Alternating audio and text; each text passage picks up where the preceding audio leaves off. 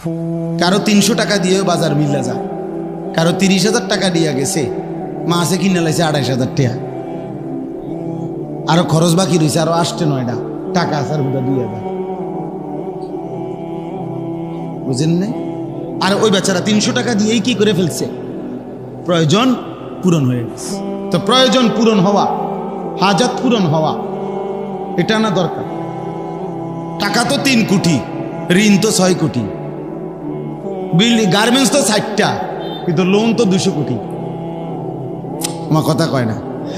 হাজার হাজার বড় লোক, লক্ষ লক্ষ কোটিপতি এই দেশে, এই সমাজে হাসে কিস্তিতে, কাশে কিস্তিতে, হাঁটে কিস্তিতে, তার গাড়ি, তার ঘর, তার আসবাব, তার বাড়ি, তার বিল্ডিং, তার রুম, তার বাথরুম, তার টাইলস, তার হাসি কাশি সব লোনের উপরে, কিস্তির উপরে, কিস্তির উপরে, সব কিছু, সব কিছু,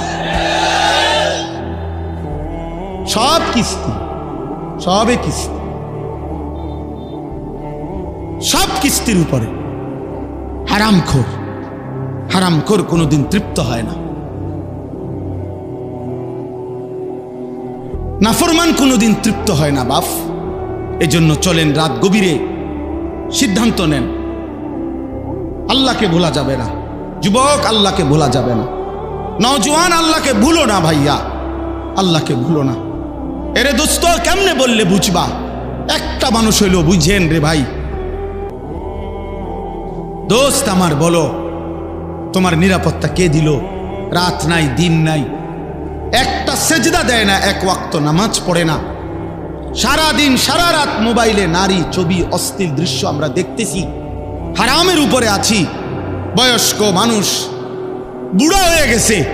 আরে চাচা, আপনি ৬০ বছর, আপনি এখনো টেলিভিশনের মধ্যে বসা বসা নর্তকীর ছবি দেখেন, নাটক সিনেমা দেখেন।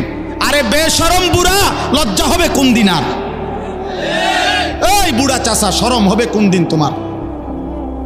৬০ বছরও বেড়ি দেখার অভ্যাস নাই। ৬০ বছরও বিড়ি খায় মানুষ, ৬০ বছরও কথায় কথায় গালি দেয়, ৬০ বছরও কিস্তি নেয়। গুনাহ ছাড়বেন কোন দিন? কথা বলে না, গুনাহ ছাড়বে কোন দিন? এমন বুড়া মানুষ এখনো প্রত্যেক দিন মনে হয় এটা অফিস টাইম, সাদোয়ানে বসা, এটা যেন ডিউটি, উনার সরকারি চাকরি।